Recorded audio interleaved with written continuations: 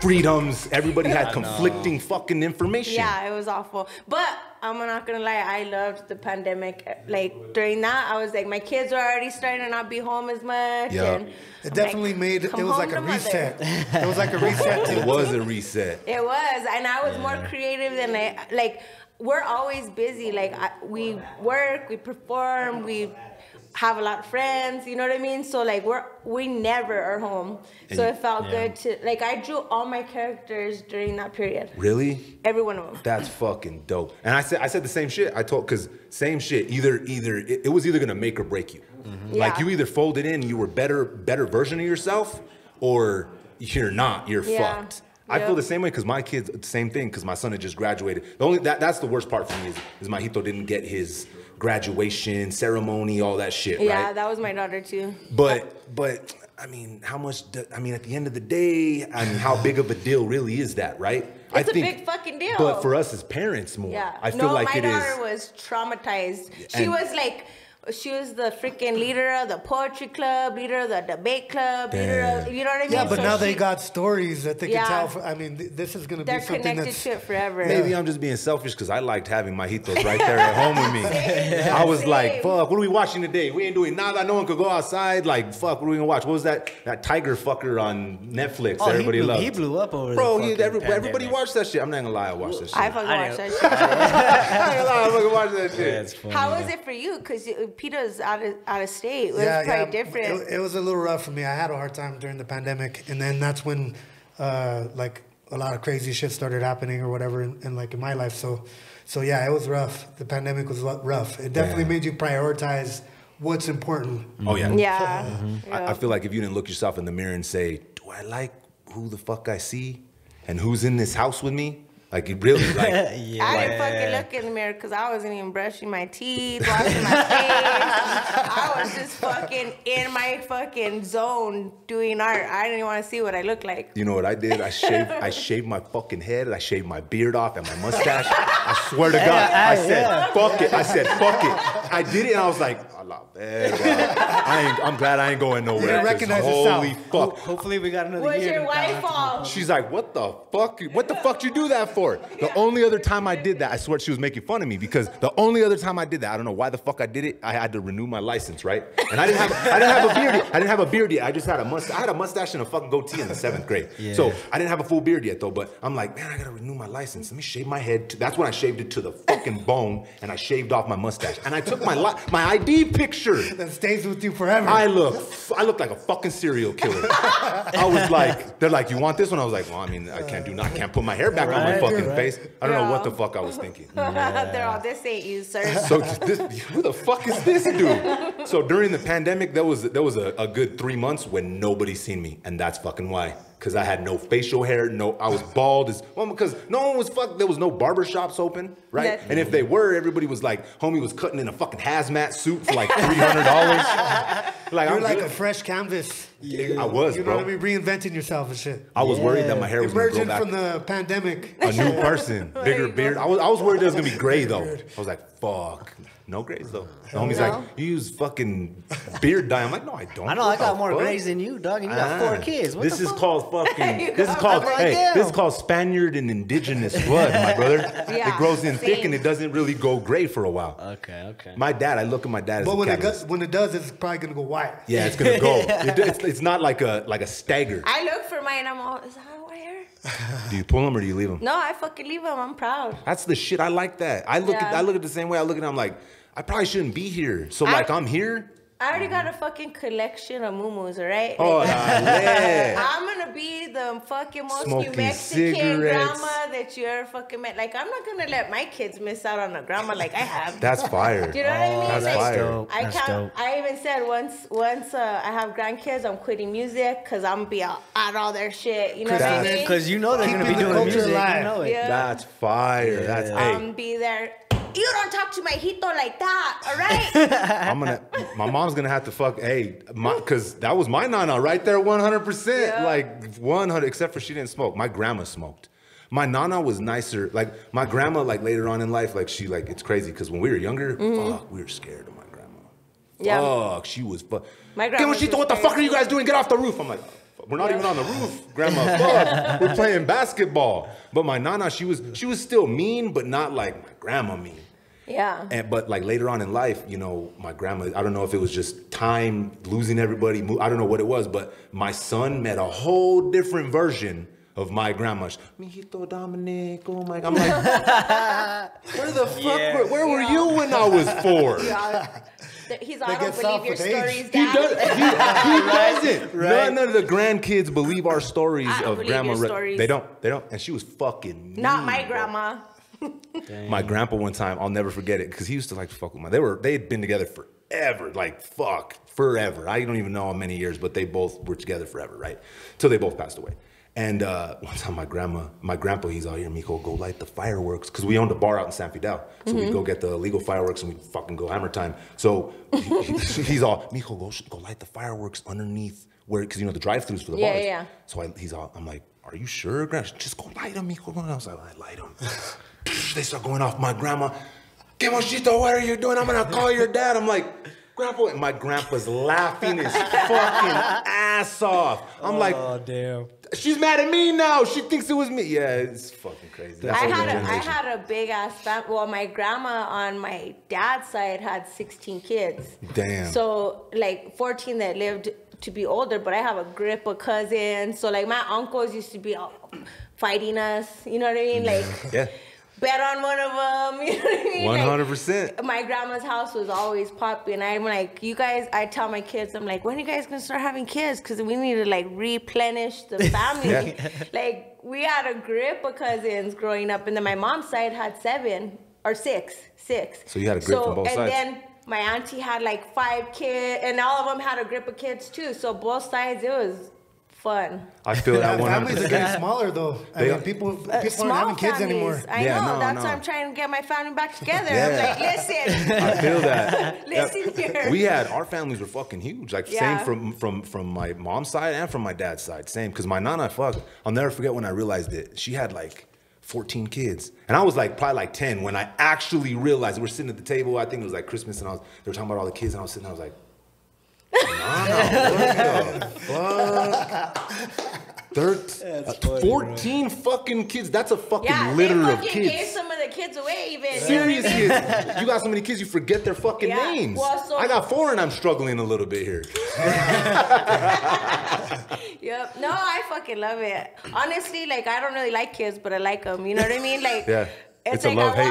Like, I'm like, go over there, quit bugging me. But I'm like, I just want to see what they're doing. But I love what you. I mean? Yeah. Go the fuck over there and be quiet. I love you. that's hilarious. Yeah, And like- see, I don't have any kids, so like whenever I'm at his place, I'm laughing my ass off, and he's all, "Don't fucking do that! What are you guys doing? Get out of there, Johnny!" And I'm like, "Damn, that shit's fucking my bad, bro. My bad." He's laughing. Jay goes over there and throws fuel on the fucking fire. This guy Every then now and leaves. then. He's like the uncle that's like, "Hey guys, here's all the candy." They encourage later, shit. later. Well, hey, fuck. I guess we should probably introduce the pod, right? Do it, bro. It's been about 100 minutes since we've been talking. Hey, so listen. As y'all can see, this is some new shit here. We fucking upgraded like a la verga, bro. I don't know where to look even. There's fucking cameras everywhere. There's lights. We got a production crew back here. This shit's crazy. I said this. It's like, you know when you're on Mario Brothers, right? You're playing Mario Brothers in the 2nd level, and you find the fucking little gateway up at the top of the fucking ceiling, and you got the little tunnels, and you go to world fucking 6 or 8. We went from world 1 to world 8. This shit's fucking crazy. So, you are now tuned in to Respect the Connect. My brother Jay's here. What's poppin', Jay? Chilling, brother. Man, I like this new setup, dog. It's fucking better than fuck, right? That's dope. And as y'all can see, we're joined with not 1, but 2 special guests. My brother Gerald Lovato's with us, and my homegirl Crystalynn's here with us. Make some motherfucking noise. Yeah. Let's go. Yeah. Intro halfway through the pod. That's how the fuck we're doing it up in this bitch. So what's poppin', y'all? How's everybody's life? How's everybody living?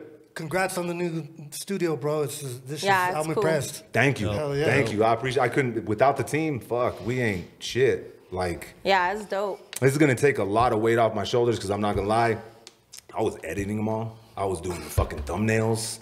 I don't know what the fuck I'm doing. I didn't learn, you know how I learned Photoshop? From fucking YouTube. Yeah. I don't know Photoshop. You're old school with it. I know. fucking use Corral Draw. That's fucking crazy. So all of your designs. So do you go hand and then into the program? I draw everything with pencil and line paper because I need the lines.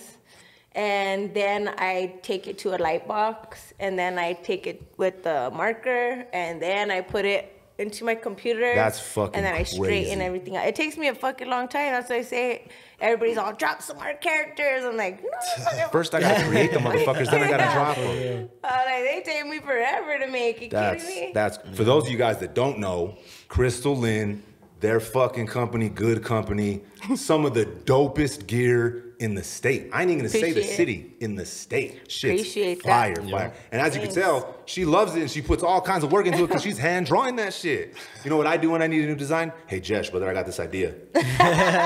Jesh whips that shit up. I can't draw. That's not where my artistic skill set is at. Drawing, fuck. Anybody could draw. I put that. I swear on everything. Anything that people could do, you could do. You just don't want to do it. You might have a point. You know, Crystalynn's also vocalist for Burque Unite. Yeah, we're gonna be doing his event here at the where's it gonna be at the court? I can't even say the word.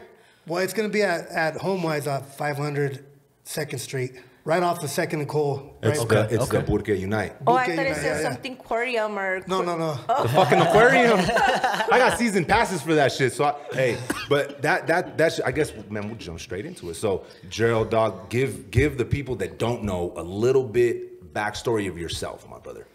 Yeah, so I'm an artist here from Albuquerque, but originally I was a former MMA fighter. I fought professionally for almost 10 years. And whenever I retired from fighting, I went back to school and decided to become an artist. And I'm in art school at UNM right now, and I'm about to have my thesis show. And so I like to invite everybody out to that. That's a pretty important thing that I'm trying to do for the community right now. It's called Burque Unite. It's October 29th. It's going to be downtown from 11 to 7. It's an all-day block party right on 2nd and Cole. That's fucking dope, dog. So are you gonna you gonna showcase just your art, or is it gonna be other local artists? It's going to be me showcasing my art in the gallery, and then we're going to have music and food outside. So there's going to be a big tent set up, and there'll be other artists there, but they're not going to be showcasing necessarily. It's going to be more about the community, and it's all based on behavioral health. So I'm working with like Bernalillo County Behavioral Health, the care campus there, or they're sending just basically resources for the community, so that just so that way everybody, because there's a lot of these small pockets of different types of people doing good things for the community, but there's resources available that people don't actually know that are available. So we're going to try to have all of that in one spot. So there's going to be a bunch of vendors there, a bunch of cool things, jumpers for the kids. It's going to be a good time. That's dope, dog. I always say that, Bring bro. the gente together. Got to. Yeah. It's important, dog, because you said it yourself. There might be these places that people could go to get help, right? But they don't fucking know, because it sucks, dog. It seems like, we're struggling more than ever, it seems like homelessness, addiction, fucking overdoses, suicide. It really does. It really seems, I don't know if it's worse, or if it's just because we're such a close-knit community that it's like a fucking open wound. So we feel it more than a bigger city, right? Yeah, I don't think that it's worse per se. What I think it is we're exposed to everything now too. You know what I mean? Yeah. Like, It is actually worse. We're at the top of the list at pretty much all the national list, and then like we're breaking records. Like I think last year was our highest homicide count. Now this year we're already beating it. So I mean, every year it's just upping the ante, and it's been worse actually post pandemic. And I mean, these are issues I think that need to be talked about, and that's one of the reasons why I'm doing my thesis based on these behavioral health issues, because that's kind of where it's, I guess everything's been leading me towards is this community event. Yeah, dog. I mean, there's a lot of shit, dog, and I feel like the one thing that nobody wants to talk about is mental and behavioral health, right? It all falls through the crevices. So it's like, okay, say you're strung out, right? And you know, you can't find help nowhere. You can't find a place to kick. You can't, you want to get clean, but there's nowhere to get clean, right? And say you do they don't get have clean. the resources. There's no resources. Yeah. And then say for some fucking reason you're able to fucking be one of the lucky ones that can, it seems like they still want to medicate you in some way. It's like they don't treat the core issue. They're just like, let's just give them more meds, let's just give them more meds, give them more meds. It's just swapping from one thing to another. Like, you know, one of the homies, right, he went from methadone to Suboxones. You feel me? It's the same fucking shit. He was never clean. Like, he was never clean. I think that if the program's used right, Suboxone and methadone could be a great way to get off of drugs. But I think that when you're abusing anything, it's gonna, it doesn't matter what it is if you're abusing it. Yeah, and there's a stigma that's around just drug addiction in general, and all these issues of behavioral health. There's a stigma around it. Nobody wants to talk about it because but the crazy part is everybody in their family everybody has somebody in their family that's affected by it. So, you know, it's something that needs to be talked about because that's the only way that we're going to be able to get to the root of these problems. It's hard and it's weird to not see people talk about it because we all, like you said, everybody grew up around it. We all grew up around it. Like it's so regular to us that it's not even shocking. Like I'm not like it doesn't even shock me. Like I've said this before. I was telling Jay this off camera. So like when I was younger, me and my little brother, we used to use syringes for squirt guns. Right? They were clean, right? They weren't used as, you know what I'm saying? But they were our squirt guns. We didn't have super soakers. We were shooting each other with fucking syringes.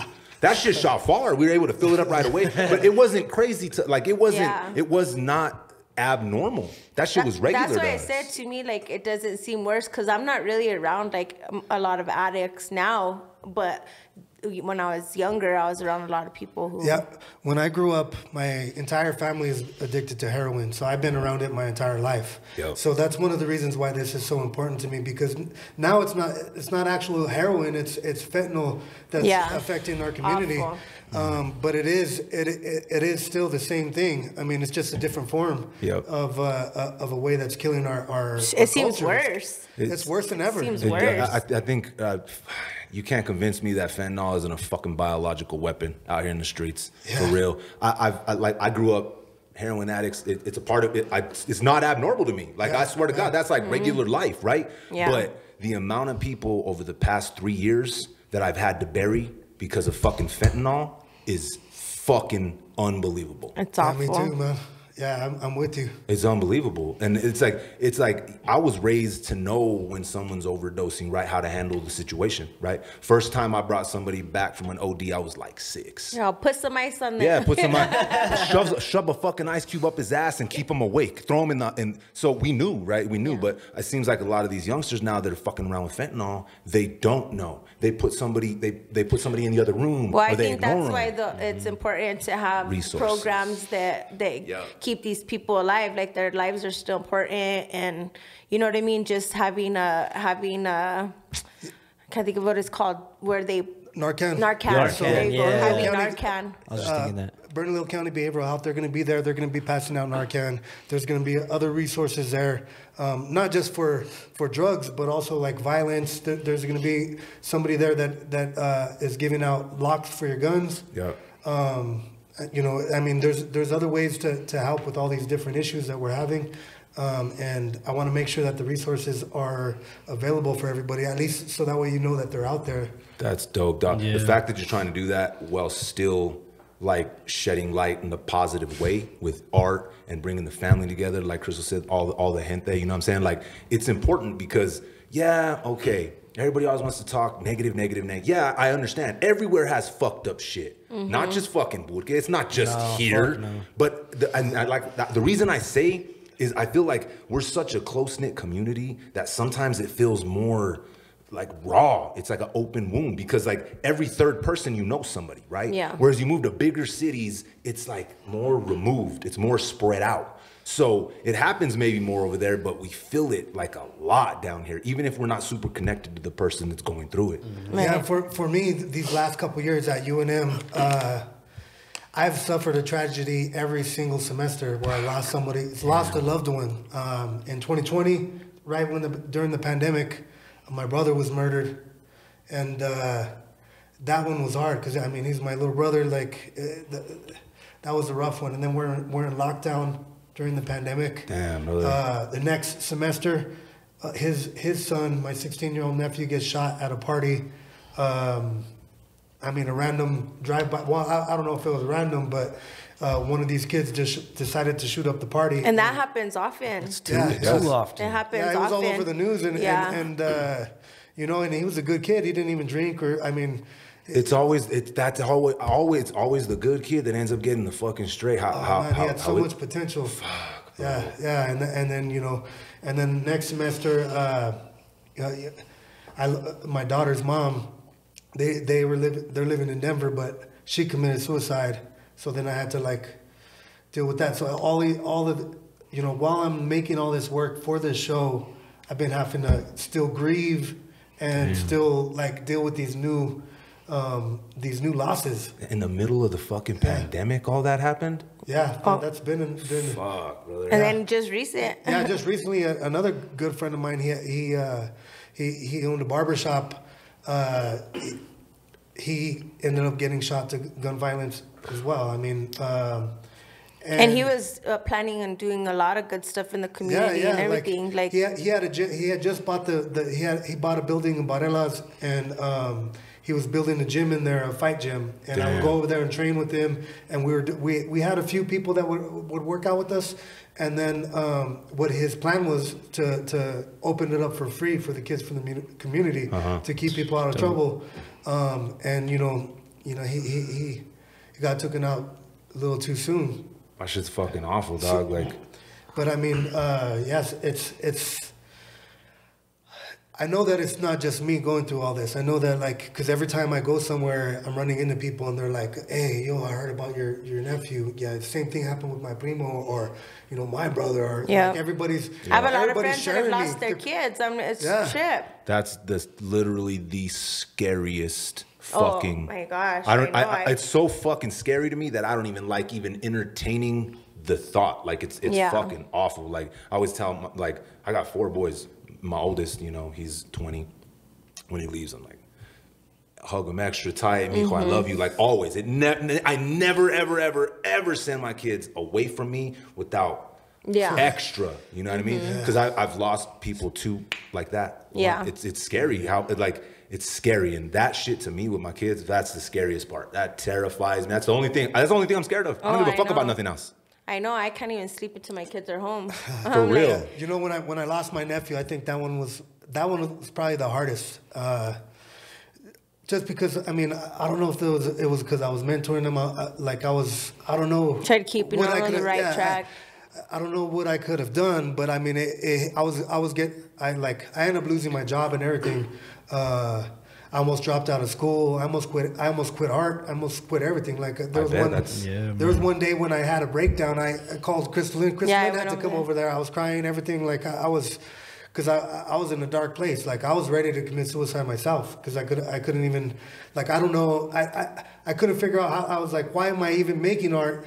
Like my whole goal of my art is to help people with it. But I mean, how am I going to help anybody? I can't even save my own family, people that I love that are dying.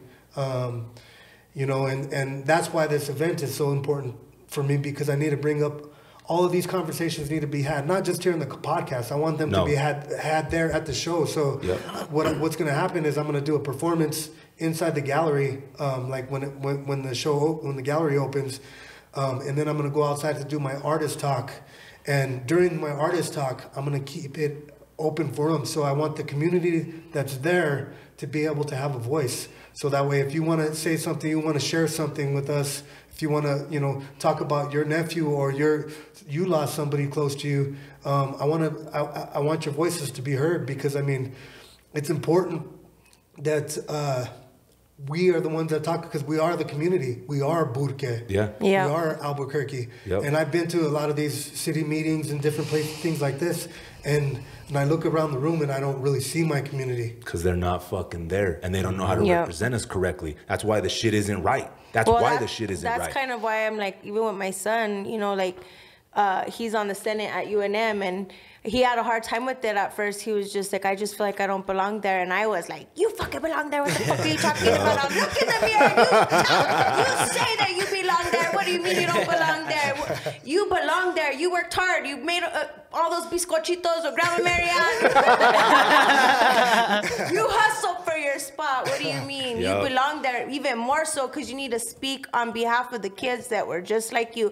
They grew up in the projects. A lot of their friends, my son's best friend got killed by one of their other friends. You know what I mean? Damn. So like he's dealt with a lot of those kind of same issues, and you know, I dealt with them growing up. But like my whole thing with my kids, like I didn't even allow them to watch TV growing up. I was like, create something, go draw something, go outside and fight with the neighbors. Like, I'm not gonna lie, that's the shit though. Yeah. Mm-hmm. Yeah. They were probably pissed at you sometimes, but they probably gonna look back and be happy that you did that. Oh no, they are. They didn't get a phone until my sister got them when they were teenagers. How are we going to get a hold of you? I'm like, go to the office just like I had to. For real. What if I get kidnapped? You ain't going to get kidnapped. Calm down. Yeah, I did the same shit. And then what, are you going to call me from the kidnapper and say, hey, I'm kidnapped? No. I did the same shit. My oldest didn't get a phone until he was in the 9th grade. The 9th grade. He didn't get social media until he was fucking 12th grade. Yeah, I protected him from that for a long time. I mean, even now to this day, like now I don't have where you could see my likes and all that stuff. And I told my girls, I'm like, I want you to take off your likes. We're not worried about who likes us. We're worried about liking ourselves. That's it. And even just with like the filters, I was just talking about on the way over here. I said, I got to get used to even performing. I got to get used to people taking awful pictures of me. There's times I'm all. Fuck yeah. It's the worst. And they tag you in it. They're like, repost it. That guy ain't fucking reposting that shit. Yeah, for real. Since when did I have a fucking lazy eye? When the fuck did that happen? You know what's the worst of what people are doing with me now? These fuckers are running up, and instead of taking a picture, they got a video. So I'm standing there all fucking stupid. And they're like, say something. I'm like, say something? What the fuck do you want me to say? But just say something. Be funny. Be funny. Be funny. You be funny, motherfucker. But there's so many videos.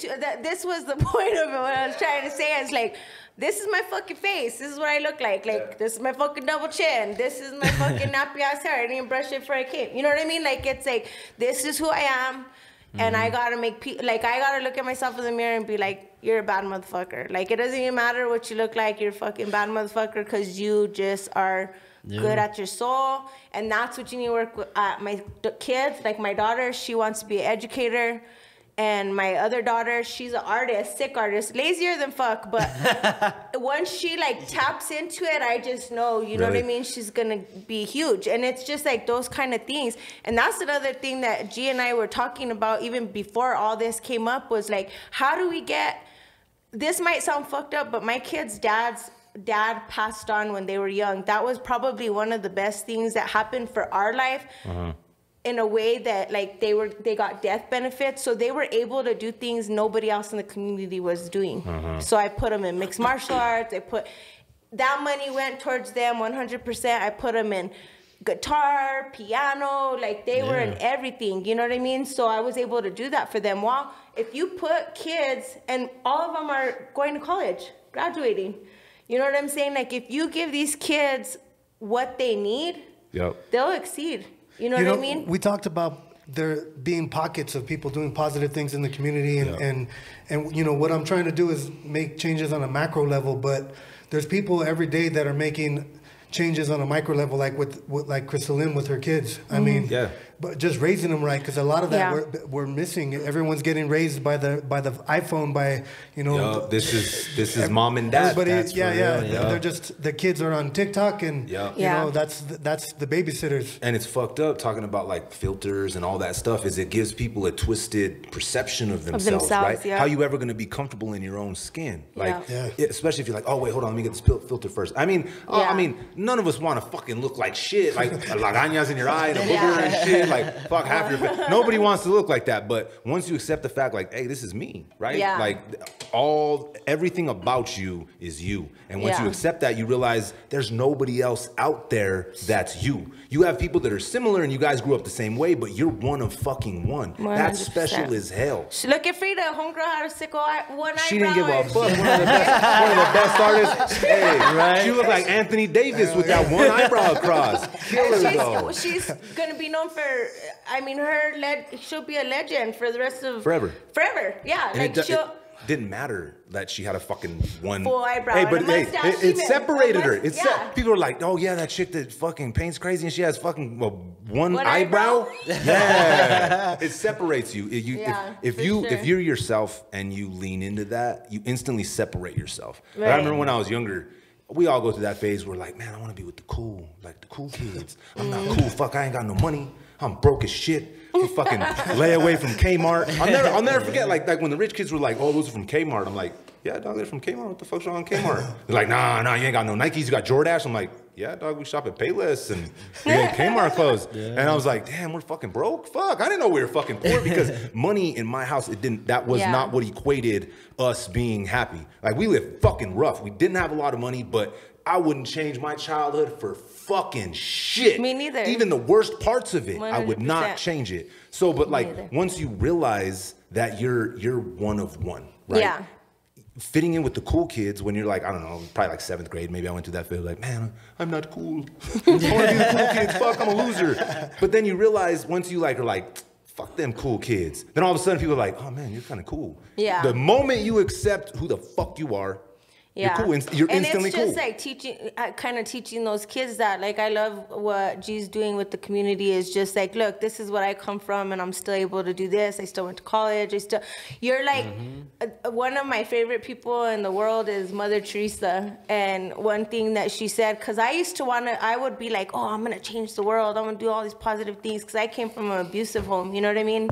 So I would be like, I just want to be an advocate for that and just jump into, and then I forgot about my kids, you know what I mean? Yeah. So it's just like, no, if you want to change the world, go home and love your family. Facts. And so for me, it was like first loving my kids. And now that they're getting older, like my daughter's going to be an educator. My son's in his 4th year of college to do clinical psychology. My youngest one's an art, you know what I mean? Just like all those kind of things. And now it's like, okay, now I have extension to do more. Like I used to go do stuff with Desert Hills and just La Placitas or different organizations that are here for the kids.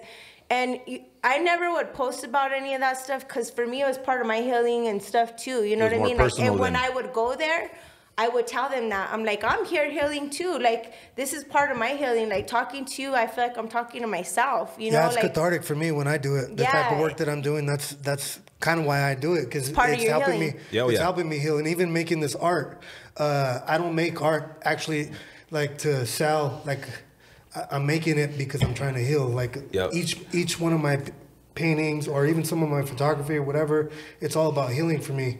And then, like, you know, what Crystalynn says about changing, you know, within, you know, change your perception of reality. And then also, like, just changing myself. If I could change myself, I could change the world, and also, like, lead by example. So I didn't have to necessarily go back to school to become a successful artist. I'm pretty savvy, like, with business and just in life in general.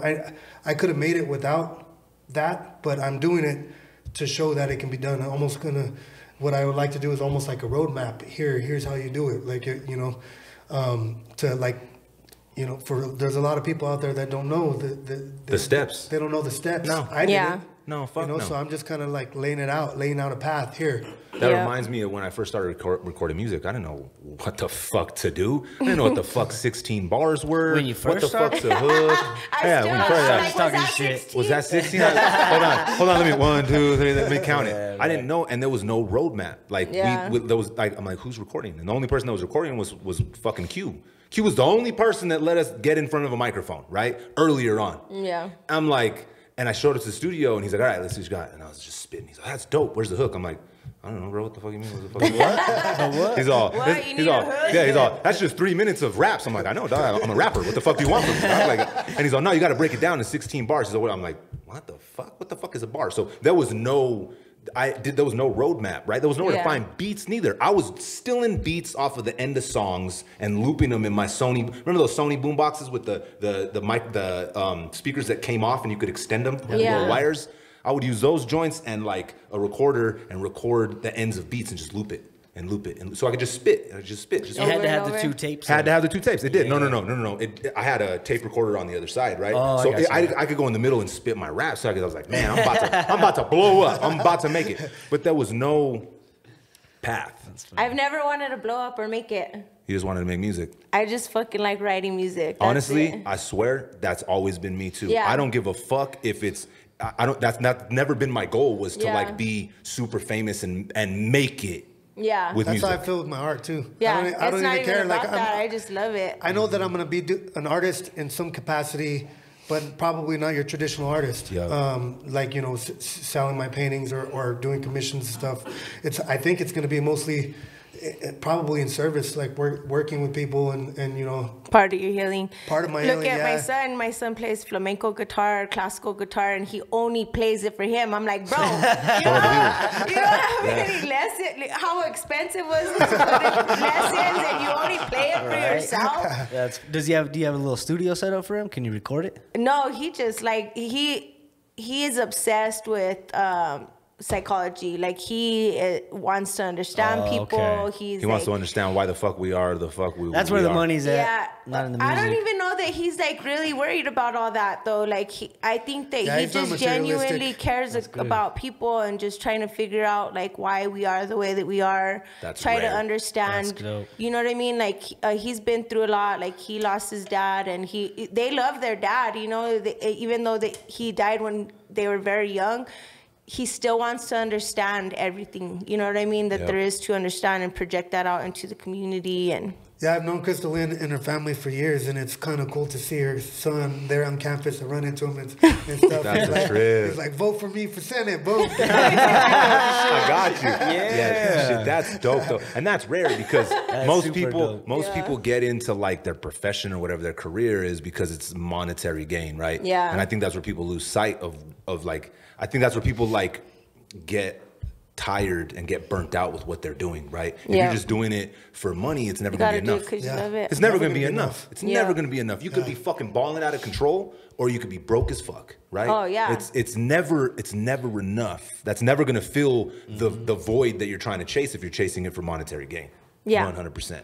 That's why even with music, like there'd be people that would want me to like feature, and I'm like, if I don't like the song, or if you're not on the same kind of like mindset as me, it's not even. I'm great. You're doing a good job. That's good. But if you're talking about hoes and bitches and all this shit, like I'm a female. Like if you ain't representing like females in the right way, I won't jump on it. Period. You know what I mean? Like it's not even nothing. Like I'm happy for you, and I hope that you get where you want to go and all that stuff. But for me personally. Y'all are just on different and that's wavelengths. not how I started. When I first started doing music, I did it for all the wrong reasons. Like it actually kind of just fell into I was a poet, you know what I mean? I really didn't even listen to rap. Really? Yeah, like I listened to oldies and New Mexican music. Like that was my shit, you know what I mean? And Tupac. So how the fuck did you? And Tupac is in a category. He's in a category of his own. For real. So how the fuck? So how the he's a fuck poet did you? too. How the fuck did you go from I'm a poet to now? Because for anybody that doesn't know, she's being modest. She can fucking sing, not just sing, fucking sang. So how did you go from? See, I knew she was gonna say that. She can fucking sing. So how did you go from poet to accidentally falling into the fucking studio and fucking Honestly, singing? it was like kind of like around the time that I lost a lot of people, my kid's dad, my brothers, you know what I mean? I just needed somewhere to heal. I first did something with I can't think of his name right now. It's gonna bug me. I know his name. It's like right freaking there, and then you'll think of it when you're driving away. That was the first time I ever did anything with music. He's like, try something on a beat, whatever, blah blah blah, and I was like, okay, cool, did it. I was like, nah, it's not really my thing. And then I was hanging out with Dante Padilla, and one day they were doing like music and stuff like that, and I was like, oh, if that's music, I could do that all day. I was hating. I'm not gonna lie, I was being a hater. I was like, if that's music, like I could write that. Now watch out, throw me in here real quick. Watch like, and so the next song I was doing that, I killed it. You know what I mean? So the next song I was doing was with Faye Dog. Damn. And then I did one Gambi. So that it just like happened. Like I hated performing. I hated and that's when I was starting to dress like cuter. Like I've been a tomboy my whole damn life, and now I'm wearing fucking heels. You know what I mean? And it just wasn't me. And it was weird because what made me quit was one day we're driving and my daughter's like, my neck, my back. I'm like, you don't even do that song. Yeah. And I'm pissed, right? And I'm like, no, you better never sing that song again. Who showed you that song? Oh, I just heard. And I'm like, you don't sing that song. And then I'm like, I had an aha moment. Like, I'm making trashy music right now. Like, I'm jumping on people's trashy shit and somebody's kids listening to it all. And so I just said, no more music for me. You know what I like about Burque Soul? Like, your songs are real positive and everything's like really... Yeah, it's about Burque and like... like honestly, I feel like the music, if it's not super connected to you and you're not doing like what is you, it's fucking clear. You can see it. That music doesn't last. I'm glad you brought up Tupac. I love Tupac. Listen, I still cry when I hear Tupac. I still get fucking goosebumps listening to Tupac records. I never listened to Biggie, none of that stuff, because to me, Tupac too. Like for me, like I've always been, I was on my own since I was real young on the streets, like so I felt like a powerful female. You know what I mean? Like I took care of myself, like all that shit. So like if somebody fucked with me, I used to act like I was fucking batshit crazy. So sometimes I wonder if some of these people that are walking on the side of the road, if they're acting, because I would be acting to be safe. Because I'm like, sometimes I'd be like, shit, what the fuck? You know, just like random. Oh shit, don't fuck with her. No one's kidnapping her. Random as hell. And then I would like feel good. When I'd start feeling a little scared, I'd just fucking wig out real quick. Yeah. And then I'd be like, okay, I'm okay. That's you know what I fucking mean? Funny. So then I wonder sometimes, like, are they putting on that little show too? It's a defense mechanism. Yeah, because then it made me feel safe. So that's kind of one of those things that I would go even talk to about with the youth. You know, I'd just be like, you got to protect yourself. You got to make sure that everything that you say and do, because everything will come back to you, right? So if I'm talking about whatever, like I had to live through all those things afterwards. It's like the karma, you know what I mean? You put things out into the universe and then you have to live them. Oh yeah, especially. So I had to go through those things, you know what I mean? I'm kind of getting tired of always having to walk around with my guard up. Like the other day when we were talking about earlier. That was crazy, brother. I'm walking down the street and this dude walks right up on me and starts squaring up like he wants to scrap. What the fuck? Yeah. Right up to me. And Johnny James had just happened to be out there filming something for Burque United, and I look and I see him or whatever, and he's like, "Man, does that dude even realize what's happening right here?" Listen, they're setting up, and I'm like, look over. I was like, that's fucking Gerald. And I was like, that's a fucking dude's trying to fight everybody up the street. I'm like, this dude's about to get. Because the dude he was just fucking with, not gonna lie, he was super square. Homie was like, oh my god, bro, here's my money. Like, I swear to God, he was not about the shit, right? He had no idea that he went from homie that was not about the shit to homie that was about to give him a 2-piece and a fucking biscuit real quick. Yeah. So I'm like, oh shit, this is about to go down. I'm like I'm watching. Then he walked away, and I walked out. I was like, Gerald, what the fuck? He's like, I don't know. This fucking dude just walked up out of nowhere, bro. But I live downtown, so I'm kind of used to it. Like, there's crazies out there all the time. There's a lot of people that are mentally ill. So, like, I don't hold it against them as long as they don't touch me, or like, you know, I still feel safe. Like, I still felt safe. But I mean, if he puts some hands on me or anything like that, then he's gonna, you know what I mean. Then he's but I'm not trying to hurt anybody. Like, damn, then I'll feel guilty afterwards. Talking about that, brother. So. You said you fighting. That was the beginning. That was the foundation first, right? So, were you always into art, or were you more into fighting before that? I've always been into art, like ever since I was a little kid, because my family members were in prison. They'd send me paños, and then I would just like copy them or whatever. But I kind of swayed away from it because I was trying to stay away from like the prison life. So I didn't really draw as much or do art as much because I associated with that. And in 2002, I got stabbed, and I almost died. I got stabbed in the face, underneath my arm right here. I tattooed over all my scars. That's what the tattoo on the face and everything is about. And from when I was recovering from that, they did a bunch of surgeries, and my hand was paralyzed. So like now, only these 3 fingers work or whatever. Because the stab wound right here to your bicep. Yeah, so he can't do I can't do that. He can't do this. So when we see you, when we see you do it, I never thought about that. Damn. when we see you doing this, you're not hitchhiking. You're saying, "What up, brother?" Bet. No, I know. They're like, "Damn, why is he just doing what?" But yeah, my physical therapist had recommended martial arts, so that way I can try to build mobility in my hand and build self-confidence, because I had like PTSD and all that shit.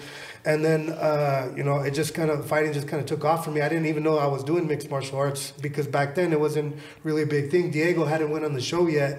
And then after Diego went on the show, then that's when the sport blew up for everybody in Albuquerque and everything. So, but yeah, it was kind of by accident, the fighting. That's fucking crazy, bro. And I just kind of went with it, and I just kept,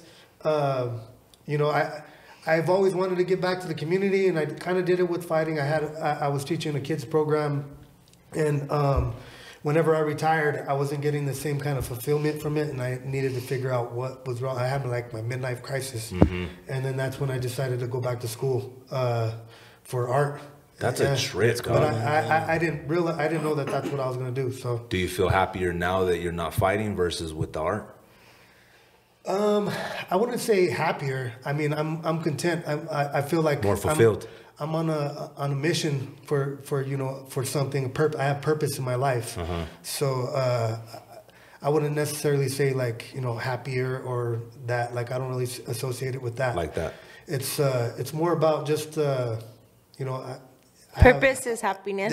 Yeah, I guess, yeah. Even when you feel, I always tell people, I'm like, I'm the saddest motherfucker alive, but like, it's because I create with that, you know what I mean? Like, I'm not trying to like get rid of any of that part of myself. And I think that's why fighting came so natural to me, because I've always had this fighting spirit. And then so it just kind of, and I think it came out in my performances or whatever, like people see that I fought from the heart. And now that I'm, on a different path, I'm still fighting. I'm still fighting for something. It's fighting for change in my community. Yeah, I mean, it's just a different ring, bro. It's just a different ring. I think as creatives, but I always use it like I always use the word artist for myself, right? And like over the past, I don't know, 2 years, I've shifted into using the word creative, right? Because there's so many places that I can be creative in. Like I realize like I'm not my art. This right here. My artist, like I said, I don't know what the fuck I'm doing. It's set up the camera, let's fucking do it. But it's creating something. And I realized that like over the past like 3 years, it's crazy. Because people always say like with music or art, whatever it is that you do artistically, it's like it's therapeutic to me, right? And I think a lot of people say that. They say it because that's what you should say without really understanding how therapeutic it really is, right? Like I've been making music and writing forever, because that's how it started with me too. It wasn't poetry, it was more like stories, right? I was writing stories and shit, and then it shifted over, and Tupac, same. I'm like, I related to the struggle. When he said, last night my buddy lost his whole family, it's gonna take the man in me to conquer this insanity. Still to this day chills, right? So I related to the struggle, and I'm like, that music is mine. That's for my generation. Mine was Keep Your Head Up, man. That's shit. I used to rap too, but in the early 90s, like 91, like I have Bust tapes. a rap right now. Hit it. You gotta bring them. Hey, we're gonna have to do a part 2 with the tapes, my brother. Hey, Jay, you need to plug a tape deck into this motherfucker somehow, bro. We'll bring my tapes, Gerald's tapes. My tape. Yeah, boy. No, the song that was on my tape was "It Feels So Good to Be Chicano." Hey, dog. That, bro, that's the thing too, is we didn't have a lot of people. Like I remember when I first started rapping, I'll never forget it. People are like, fucking Chicano from New Mexico? You're fucking rapping? Get the fuck out of here. What the fuck? that's crazy. I'm like, yeah, bro, like, what the fuck, you got a problem with it? And that's when, like, I started, like, battling at first because I was, like, trying to make my fucking, I'm like, fuck that. No, I'm gonna eat you alive. So it came as a fight, right? Yeah. I went from making music for myself, like, I want to make these songs, to like, oh, they don't believe that I could do this? I'm gonna fucking eat your face off in front of everybody, and then you're gonna know I could do this. So it turned competitive instantly, right? So I shifted from, and I didn't realize it. Like, I swear I didn't realize how therapeutic it actually was to me until later on in life. And I'm looking back, I'm like, I'm so glad I had that as an outlet, because if that shit would have built up, fucking yikes. Yeah. I was able to express it. That was something that I kept to myself. Nobody knew that I did it. Like your son was saying. Spit one of his raps. Come on, Crystalynn. You gotta remember it. I know you do. Oh man, I haven't even listened to him forever. I'm scared to. Remember when we did one back. Hey, I got it right here, dog. I got you. Remember we did that one at Unreals or what? Oh yeah, I forgot about that. Yeah. You know what trips me out is listening to my voice over the years, because I've been recording music for so long. So like the first time I stepped in the studio, I was 15, fucking 15. 15. What the fuck? He ain't but 15. I was wilding. I remember the first song I showed my mom. She really liked it. At 15. I was on the streets. I was mixing both. Yeah. All I cared about was selling dope and making music. I got pregnant at 16. You know what I mean? I was already living a grown ass life. Like music, art, all that stuff. I didn't even pick up a pencil or anything back until I went to jail myself, and then I was doing people's envelopes. Oh, that's because you were able to sit there, and that's all you had to focus on was that. You didn't have nothing else. I told my mom, honestly, if I didn't have kids, I could have lived in there comfortably because of their structure. It was the first time I didn't. I'm not even lying. Like, your mom's probably like, get the fuck out of here. No, seriously. Like, I knew what time I was going to eat at. That's how people get institutionalized. Yeah. I mean, that's what happened to my brother. I wasn't in there very long, but you felt it being able to be that way. Like I said, all of my family and everybody were, like my grandpa, everybody was in prison before us. So when my brother finally went, he had it made in there. Yeah, my life was chaos. I wouldn't say he had it made, but it was a step. It was a step he thought he was going to take anyways. Yeah, it was something that we already expected. Yeah. And then there's structure. You kind of have a place. Yeah. And I think that even like going back to community, I think that we have to rethink how we help people like be back in the community. Because for me, it was hard for me to find a job after I got in trouble. Yeah. Like I had my charges look a lot worse than they actually are. On paper, yeah. I have 2 assault and battery on a peace officer with a deadly weapon. It doesn't say /car. She was just. They look at this like, yeah, we definitely ain't fucking hiring her. Hell no. It doesn't say like the whole story, so people are just like, oh no, it's already too much. You know what I mean? Yeah, so it's like. So for me, I couldn't even get a job at a retail store. I couldn't get a job anywhere. So it's like now I'm working in the bars, and now, which I'm appreciative from. I met some of the best people. You know what I mean? Like I got to work with some of the best people. I learned a lot about myself, even working in that industry. And I was able to be a mom, you know what I mean? Because I worked when they would go to sleep. Like, they're getting ready to go to bed, I'm going to work, you know what I mean? And then I'm there in the morning taking them to school, you know what I'm saying? It worked out. Yeah, so I mean, it was good it happened the way it was intended, but that's not the same story for everybody else. You know, if we have kind of programs that helps people get back into the community, working jobs, like being able to...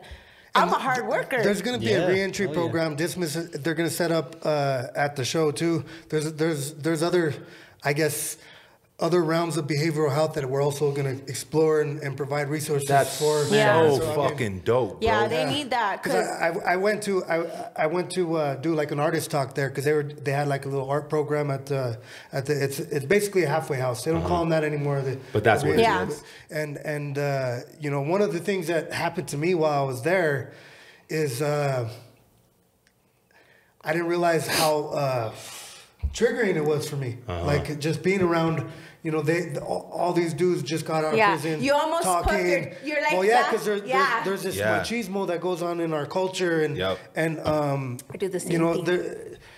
You usually don't open up to other males like that, and even looking at each other in the eyes and stuff like that. There's stuff that you just don't do in this culture, and being there and sharing my story and opening up to them and them opening up to me, and a lot of that was just triggering. And like I went home feeling like shit, actually, I thought I was gonna feel good because I mean I'm doing these good deeds But you didn't. to feel good, but I didn't feel good. But what it was was healing for me, and it was cathartic, and that's why I want to continue to do this type of work. Or whatever. It's like reconnecting back to, because for me, for the longest time, I couldn't be around any of my homies. Like past, I would just be like, I can't be around them because it's almost like I'm right back in it. You know what I mean? It brings you back. My mother-in-law even said this the other day. We're at the store and somebody that I knew came in. My voice even changed. That's crazy. You know what I mean? Like I was already like. Well, then you put your guard up. I sounded like I was back in the day well, already. Yeah, you know what I mean? Slid back to your old. It's like I went back into like, orale, without even noticing though. Without even noticing. You know. That's funny. Yeah, you just adapt to your surroundings. I just right away, and I don't want to like erase that part of myself anymore. Like I'm okay with that now, and especially now with the art that I do. Like I want to be who I am. You know what I mean? Like, I want to be who I am, and I want to be proud of that. And I want people to know that you can still be who you are in the community and still be successful. Mm-hmm. And you don't have to, like, for me, I was like, I need to start being, like, more square. You know what I mean? Like, I need to be more in order to be able to step away from that. So I even dated different kind of guys, you know, to like be like, okay, I need somebody who's like a jock and loves sports. To get you thought the square was gonna rub off on you a little bit? Yeah, so I'm like, because they're not gonna be like that. You know what I mean? And it's just like some of those fuckers are worse though. And you know what? For across the board, for the most part, I won't say anything bad about anyone. For the most part. For the most, like, I've been bad in situations too, you know. I won't say anything bad. I don't like talking bad about people. Balance is good. I don't like talking bad about people, but with my husband, I lucked out so much because when we came into the picture, I already was like, this is who I am. This is my story. I'm putting it all out there for you. And you could decide if you could love that or not. Mm-hmm. And vice versa. I want to know everything about you. I want to know every dark secret, whatever. Let's put it all out on the table, and then let's decide to love each other for what we are. 100%. You know what I mean? I hear people all the time. I've said this a couple times already. When they say, I hear people talk about relationships are 50-50. That's some bullshit. They gotta be 100. Where the fuck's that other 50% going? Yeah. That shit's probably on Snapchat is where that other 50% is going. It's gotta be 100 because a successful relationship only works if it's 100. Because when somebody else, because you're gonna fall. Mm-hmm. That's fucking life. Somebody is gonna fall behind. So it's up to the other person to be strong enough to take that other 25%, that other 30%, because that's a balance. That's how it's gotta be balanced, but equally, not half and half. Where the fuck is the other 50% going? You only give me 50%? Can you imagine showing up to a job interview? Listen, I don't give 100%, brother. I'm gonna give you 50. I gotta give the other 50 to my girl. Listen, the other thing. That's where it's at. Listen, babe, I love you. 50's at the job, 50's here with you. Yeah. But like that's the only way. That's the only way it works. I think healthy relationships, right? Because there's not a lot of those anymore. No, definitely. And you know that everybody is gonna go through their shit. You know what I mean? Regardless of if you think it's the best, whatever. You know. But with him and I feel like, and I actually met him through Gia, my homie Loft, that I love to get. Stefan's a good dude. Yeah. And for me, like, his personality just meshes well with mine because it's crazy. I'm like really active outward. Like when I'm out, I turn it on. But when I'm at home, I'm like very introverted. That's why I brought her with me. I'm an introvert and I don't like to talk and shit. So I know how to turn it on. But at home, balance. I'm opposite than that. You know what I mean? And he's extroverted and out. So we trade places. You know what I mean? Yeah. So for me, like with him, he doesn't ever take that personal, and I've been in relationships before that would be like, what's wrong with you? I'm like, nothing, I'm just in my head, you know what I mean? It has nothing to even, I'm just thinking, like I don't like to listen to music. This is a crazy thing, I do music, I don't like listening to music. When you're at home? I like being in complete silence. Like I love quietness. I like to be in my own thoughts. Do you meditate all the time? I don't meditate anymore because my meditation is my art, you know what I mean? But I don't like suggestive thoughts. I like to think my own thoughts. That shit's dope. You know what I mean? Yeah. You've even done a vow of silence. How long did you do that one time? 7 days. 7 days. Damn, hold on, you went 7 days without talking at all? Hey, it was so crazy. It was so crazy that on the 7th day, I didn't want to talk anymore. I was just, the thing is, this is what happens with us, right? As people, we get around people and we feel like we have to entertain the company. Yeah. Do you know what I mean? So, like, sometimes we put on this persona that we're trying to, we're reading people constantly, so we're trying to connect. And it was weird. The first 3 days that I hated all them. I hate men. I can't stand these motherfuckers. How are these fuckers even my friends?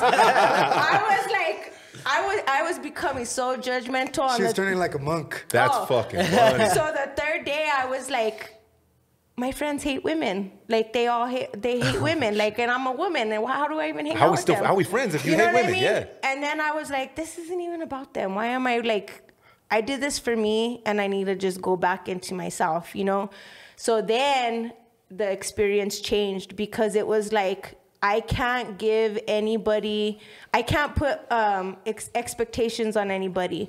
I have to be who I am and project that outwards and be okay with whoever people are. You know what I mean? Yeah. And if I could accept myself, I think that in general, people are just okay, why is she? People share stuff with me that I'm like, huh. Damn, you feel real comfortable telling me that kind of shit. I could relate to that. People do that shit with me too all the time. And I don't mind it. I think that says a lot about what I'm projecting outwards. They feel like they can. You know what I mean? I do my best to sit there and listen as much as I fucking can, because if they're gonna tell you that shit, you got to look like you're actually engaging with it. Yeah. Not just oh, man. Well, I could relate to a lot of stuff that people tell me. I won't show that kind of emotion because I feel like every time somebody goes through something, there's gonna be something positive that comes out of it. So when people go through stuff, I'm like, oh man, if they could just tap into that energy, that's the most creative energy that's out there. It really is painful energy. Yeah, every time something happens or whatever, that's what I do is I tell myself what can I learn from this? Yep. And I sit there and and usually those are the things that make you stronger. Those are the things that help you to change the world. Yeah. It really does. It changes your world. Yeah. So it just looks different to you. Before, I think that, even with the homelessness that comes in there, I treat them all good. You know what I mean? I'm very stern too, though. Don't come in here.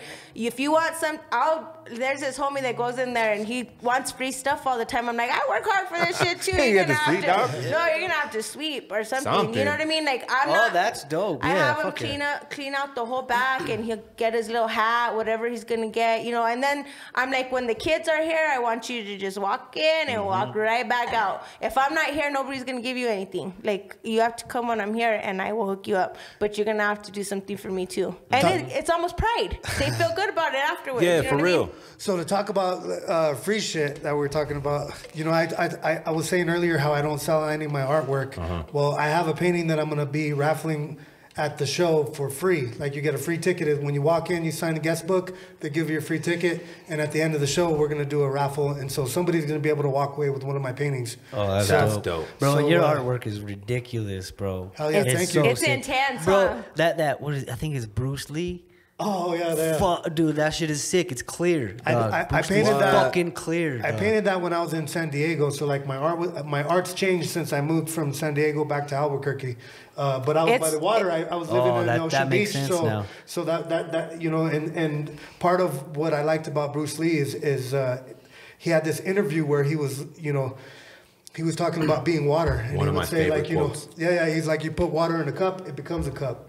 You put it in a teapot, it becomes a teapot. And he's like, now, water could flow or it could crash. Yep. And then he's like, be water, my friend. Be water. That's one of my favorite, dog. We for are real. water. Hey, hit that fucking applause button right there, dog, because that shit, that's one of my favorite Bruce Lee quotes. Oh, by the way, like and follow and and subscribe. Hey, guys, back again with another one of my videos, guys. If you don't like it, subscribe. Something's going to happen to you in the middle of the night. Hey, and if you don't subscribe, you're not going to like it, bro. You know what I'm saying? That's hilarious. Hey, bro, that piece is so dope, bro. So that's what inspired it to be clear, was the water quote? Yeah, yeah. That's fucking dope. I wanted to turn Bruce Lee into water, and I actually worked. I worked on one. I have one that I did of myself here in front of the San Diego Mountains, where I turned myself into water. But I didn't pull that one off quite as good. But so I haven't posted it or Self-portraits are hard, huh? Yeah, well, because I hate all of my art. I don't like it. Like I don't like people compliment me on it or whatever, and I like every time I look at them. That's how I feel about my music, my art, everything. It's too personal for us, though. We can't see it. I have to just throw it out, and then afterwards, I'm like, oh, I should have did that shoe different. Yeah, as an artist or creative, you look at it like this. Yeah, we're right. You know what I'm saying? But it's like a 360. Well, and everybody else hears that shit. Even at school, like at critiques and shit, I have a hard time at critiques because I mean, all of my shit, everything that I'm talking about, super personal. So like every time there's a critique about it, like you take it personally. Oh yeah, fuck yeah. Pulling out my guts. Yo, you don't know anything about life. You're what? 17, 18? Stupid motherfucker. Where the fuck do you live? Well, because like for example, when I did the turning myself into water in front of the Sandias, I did the Sandias first, and then I painted myself in water. But I didn't use enough color to blend into the background, and so like kind of looked weird. They couldn't tell it was water. So that was one of the critiques. Is there the girl was like, well, I don't know why they put the person on there. It's messing up this beautiful landscape of the mountains or whatever. But I was like, I am the beautiful landscape. You're missing the point of be water. The be water message. So like I was. It was like a low blow to me. It's because we're so close to our art. Yeah. We're so close that we can't see it. Like there's things that I'll say and I'm like, damn, that shit's so personal. It hits so close to me and it'll just go over somebody's heads. You can't please everybody. Until it's close family though, it's right? hard to please yourself. That's the part. Yeah, that's it's the not worst even one. really about like because we just recorded some songs with Burque and like I'm like, I don't know if I like that part. And Charles has to like talk me off the ledge. He's like, no, it's not. I'm like, I don't know what do you think. He's like, it sounds good. Like, just leave it. I'm like, should I go re-record it? He's like, no, just leave it. It sounds good. But I don't listen to any of my music. Like, I'm just did a song with Jam. I don't know if you know who Jam is. And it's about. Oh, it's pretty sick. It's sick. Like, it's about New Mexico and well, it's like a hip hop song. Hip-hop. I mean, is it going to be? Are you going to play it? We're going to do it. You can do it at the event. We're going to do it for the event. Yeah. Okay. So for me, I'm having to listen to it because it's so new. I want to make sure that I have it down. So I'm listening to it a lot. I'll start ripping it apart if I listen to it too much. Spanish. I mean, it's pretty dope. That's fucking dope. I had to hit up everybody. Hey, am I saying that right? Am I pronouncing this shit? Talking shit later. It's good to have extra ears on it. Like I make beats. I'm an engineer, and sometimes I'll send our shit off to the homie D that's out in Indiana. We have everybody. Gonzalo is at the shop. I'm like, Gonzalo, hey, can you listen? How does it sound? You like this? Gonzalo's actually performing too, so they're gonna be there. Gonzalo's gonna be like one of the New Mexican bands that's playing. So yes, it's gonna be a dope he's show. the homie like fuck. That's fucking dope. I think that's just how it fucking. Now there's been times when I'm like, Jay, I don't know, dog. Should I say this? Should I say and or the? Should I re-record that verse? Yeah, it's like two. Because he's my producer, so like I'll send him, and he knows. I'll fucking nitpick. I'll be like, nah, I can do it better. I can do it better. Resend it. There was a time when I thought. There was a time when I was like, nah, it's got to be one take. That's it. Well, and that's how we did Real Grand Studios, and I'm not used. I wasn't. He's like, that was it. I was like, I don't know. I want to hear it again. Sure? No, dog. That was it? I used to be like, nah, it's got to be one take. It's got to be one take until I started recording myself. Yeah. It's crazy. I tapped into a whole nother fucking place that I didn't know existed. What do you mean, like one take, like I got to spit this verse all the way through. Yeah, the whole no verse. stops, no punches, no, like I got to go all the way through, I feel right? like it has to have the same energy. So that's how I feel. You know why I felt that way though, and Q told me this, and it was Q kind of gave me that crutch. I can't punch in. Q told me if you can't perform it live, then don't do it. Yeah. If you can't perform this verse live, then you're not going to be able to do it. You shouldn't do it. Yeah, record it like so you can one take. That's how I do it. So I'm still there, but what I'll do is like sometimes when I'm like shifting in the verse, like if I'm going to switch the cadence a little bit, like I'll be like not like Lil Wayne. Lil Wayne records every fucking line. I feel bad for his engineers. every single fucking line is like, let me record it, stop, punch, record it, stop, record it, stop, punch. I would be pissed. Holy shit. But like for me, like now recording myself, like it opened up a whole new fucking way for me to create because I don't really write anymore, right? I'll throw on a beat and I'll write the verse and then I'll record it and I'll listen. I'm like, okay, I can say this. Okay, let me re-record it. So I'll like record. And I got the, I mean, I'm blessed with the opportunity to have a studio of my own to do that. I didn't before, but now that I do, I'll sit there and record myself for fucking hours.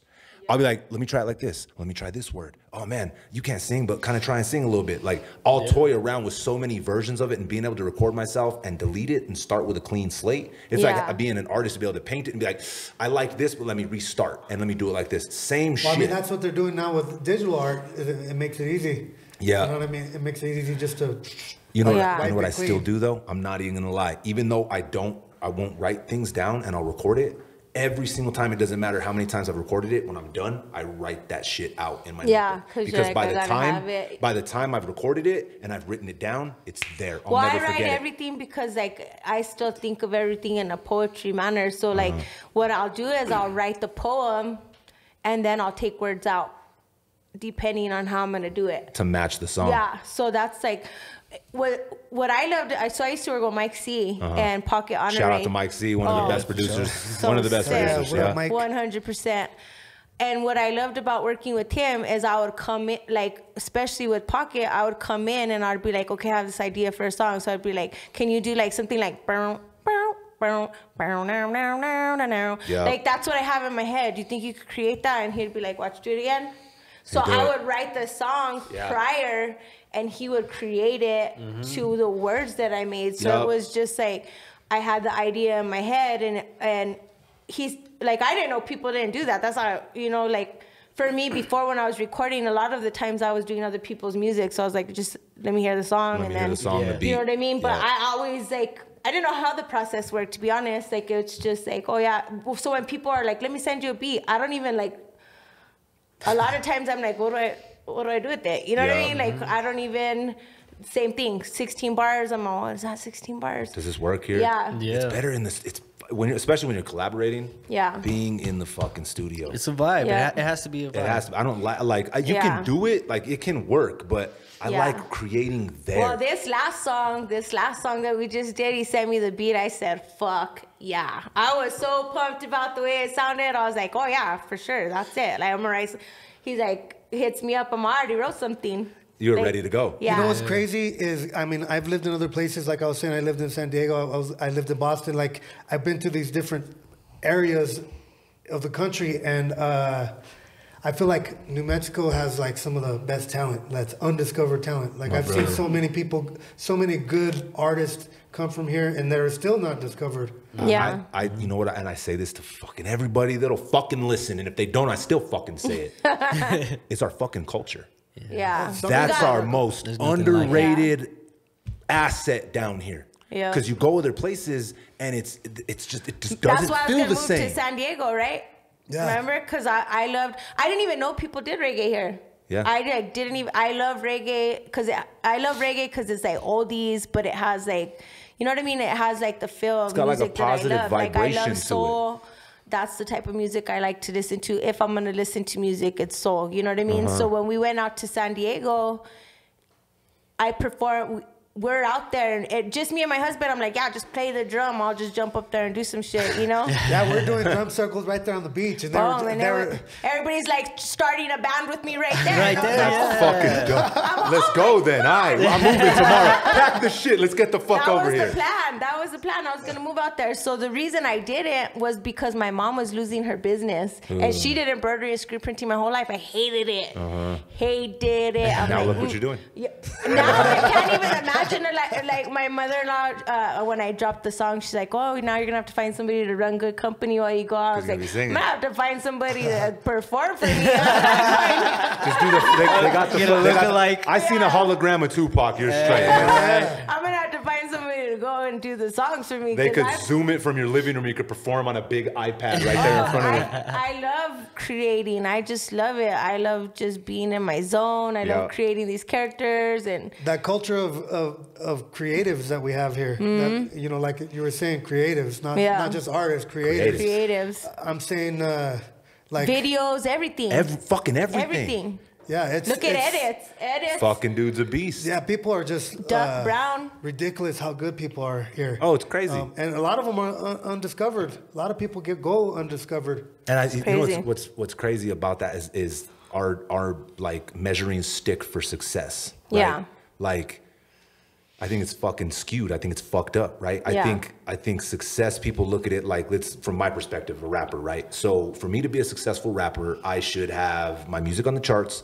I should have a fucking car with rims that spin, and I should be living in a mansion. I'm successful. Fucking 5 bitches a night, Yeah. right? Right? That's the image of rapper success, right? Yeah. On the road, money to my ear, yada, yada, yada, Yeah. yada, yada. All that bullshit, right? So to me, like, it was skewed. I didn't realize that there was a moment in my life when I was like, fuck, I I'm got a not house. that. My Yeah. kids are happy. Yeah. I got a fucking dope ass whip. I'm healthy. I got food. You're making a living doing what you do. I'm gonna retire off my music one day. I looked in the mirror, I was like, damn, that whole image that I thought was what I needed to chase Yeah. was fucking wrong. You're already successful. Exactly. It was a Yeah. measuring stick that was fucked up. Also, too, I think another thing that's I guess more of a negative part of the culture is it's real cutthroat. People aren't willing to help each other. Yeah. And I think that I don't know what it is about the culture where it's always been like where there's like this competition type of, and that might be what makes people so good is because of the competition. Yeah. But we need to help I think each other. for the most part, I have like a good experience with people. Well- Like I feel like, I think because I am like, even when I did used to do music and perform and stuff like that, like my main thing wasn't really music. I was like, I'm gonna go, even when, you know, Ray would invite me to do like her hip hop and all those kind of things, I would go perform and then I would go home with my kids. Like That I was didn't it. want to stay and kick it with nobody. Like everything was all about just my kids. You know what I'm saying? So Yeah. it was more about like my kids seeing that I'm doing everything that I say I'm gonna do. Yeah. You know what I mean? So I've never felt like in competition with anybody. Just your old self. Do you know what I mean? Just Like, your previous self. But what about helping other people? Like, are you always helping other other artists, like, artists to come? Like, if they needed my help, but I don't even know what I would help them with. I could help you write some shit. I would love to write shit for people, honestly. Like, if I could do that, that would much rather be my thing. Cause I even tell, there's bands that I see, I'm like, you should let me write you a song. Like, I already have this idea in my head for like a song for you. But honestly, I just don't, nobody comes to me. You know how many times I've offered people to come and do screen printing at my, I'm like, oh, you could, I won't even try. They don't want to do it. You know what I mean? So it's like, I'll offer. Even people have asked me about like, what do you do your characters on? I'm like, I use the fucking oldest program. I'll show you how to do it. In the game. I'm like, I could show you how to do it. It's just the oldest way to do it. It's a lot longer if you did Procreate or one of those things that are just easier to do. But I'm willing to teach anybody who wants to learn. that kind of reminds me of that conversation we had where you shared that African proverb, each one Teach one. Yeah. And see that I have no issue with that. I think that more than anything, people, if anything, they're more afraid to come to me because I will gladly help anybody who needs help. You know what I'm saying? Like, if they need to learn how to print, if they need to learn how to write some bars, whatever, I'm gladly there for anyone who wants to do it. And I'd rather do that than actually be on stage. Our pride fucks us up sometimes, especially down here, but like in our culture, in music, being a creative, I feel like we hold on to shit so fucking tight. We're prideful people and we're fucking territorial, right? Mix that with the fact. I'm territorial. Yeah, see, we all are. That's we one are. thing I am. Yeah. Like, That's I'm fucking like, mine. Get the fuck away from that. That's mine. I'm like that about Burque because I just like, I don't want people changing our culture. Like I love our culture, even if it comes with like these little bad things, you know, that's kind of what makes our culture. That's you know a what I part mean? of it. Yeah, That's a fucking I'm just part like, of it. I love that about us, and I don't want people coming and trying to change things. And like, I do want change in a lot of things, right? But I want it to come from us. Yeah, I from don't want within. it to somebody come like, oh, I'm gonna go over there and fix Albuquerque. I always 'Cause say, I don't want change, I want evolution. yes. Oh, yeah. And it needs to come from our own people. Like 100%. we have to be the ones who change our communities. Well, So 'cause that's we one understand. that's one of the things that I'm trying to do with this show is to not just have regular like just community come, but I want community leaders to come, like people like you, people who are doing big things in the community, and people with influence, like entrepreneurs, like business owners, people that have influence. Because we are the change. We are. You know what I mean? And we're the solution to the problem. Yeah. You It's know, just and- like we're having that conversation after you did that. When you talked, I didn't go to it, but Toño and Steph did. Oh yeah, she's talking about after my nephew after my nephew was killed, I went and spoke at an anti-violence rally that they had downtown. And one of the things that was said there was like holding the governor accountable or holding the mayor accountable. Like, we're accountable to ourselves. Like, none of these people could change us. Like, we have to change ourselves. And it starts with our homes, and then we have to project it out into our neighbors, and then it goes further out into our communities. But if we don't do that for ourselves, I don't care who's in office. Like, they can't do anything for us that we're not willing to do for ourselves, period. It doesn't matter. What was disappointed about that? I had this speech prepared, and I was hoping that there was going to be hundreds of people there, but there wasn't. There was a handful. It was like a handful of people, and I was shocked because, like, during that week, I think there was like 10 kids that got killed in different that didn't even know each other. So like there was all the and victims' we should be families. outraged. The victims' families were there outraged. Yeah, they had signs. Everyone was but that was upset. But I mean, we shouldn't have to wait till it hits close to home.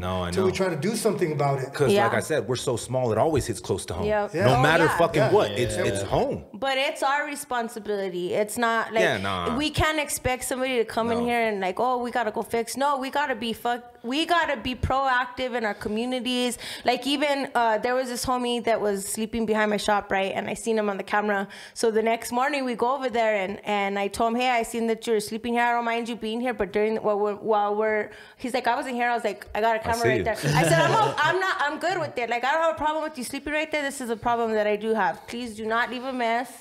Like, I'll look out for you, look out for me. I gave him half my burger, whatever, you know what I mean? And I talked to him, treated him like a human being. And I bet you he's going to look out for your shop more than anybody else would. That's exactly what he said. He said, I'll look out for you. Same thing, I had got my car stolen, my Saturn, and that was my pride and joy. That was the first thing I ever bought. What year was the Saturn?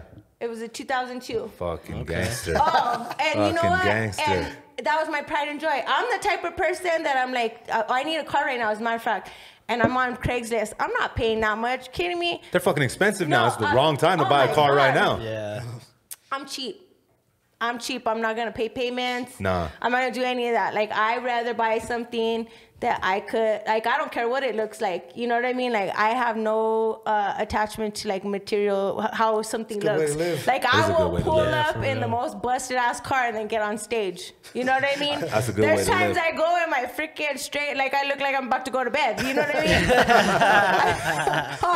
That's a good way to live, though, because attaching yourself to that shit, we're just saying, it's like money. It's like attaching yourself to attaining money. It's not so. Backwards.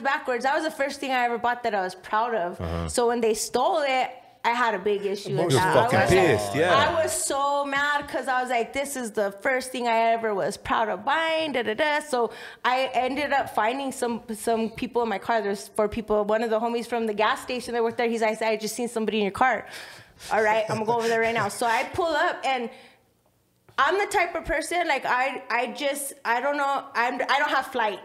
I just don't have it in me. Like, I'm an intervener. You know what I mean? Like, you know how I don't think this is a dangerous situation. You know what I mean? You just walk up, what the fuck's up with my car? No, so I pull up, and the what is it called? The hood is up, and I pull up, and they're like, hey, do you think you could give me a jump? And I was like, what the fuck? No. So I said, yeah, I would, but this is my car.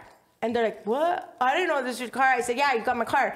I said, and there was a cop there. I could have been like, hey, come over here and get these people. They have my car, you know, like, and so they get paranoid right away. The homie has Ed in his hand right there. Fuck. And I'm not even thinking about that. I said, you know what? I worked hard for this car. I said, I don't care about your situation. I hope that you guys get your shit together, but don't be taking stuff from. I live at the welfare apartments, homie. No like, shit. what you're gonna take from me? It's all like I got. You're taking from your own people. I'm like, this is how I get my kids around. What's wrong with you? Like, I'm just like I'm like counseling them. Right there. While he's trying to have you jump your own fucking stolen car. Yeah. So I'm like, I'm gonna pray for you guys. I said, you not get your stuff and you guys get out of here. And as they're leaving, the cop's pulling around, right? And they get paranoid, they pull off, and the cop pulls up. He starts giving me shit. He's like, what do you do? I said, this is my stolen car. Of course. Well, what is the license? Like, awful with me. So then I go get the license gone. I'm like, oh, great. I said, I swear. I said, I just posted on Facebook. Let me get it off Facebook, you know? So he's all, well, what about them? I said, they were sitting here. They saw it open. I didn't even rat them out. You know what I mean? I was just like, you know what? I'm going to give them this one. But I told them before they left, do you see this car and you see this Suburban? This is all I got. Please do not take my stuff again. Okay, homegirl. All right, homegirl.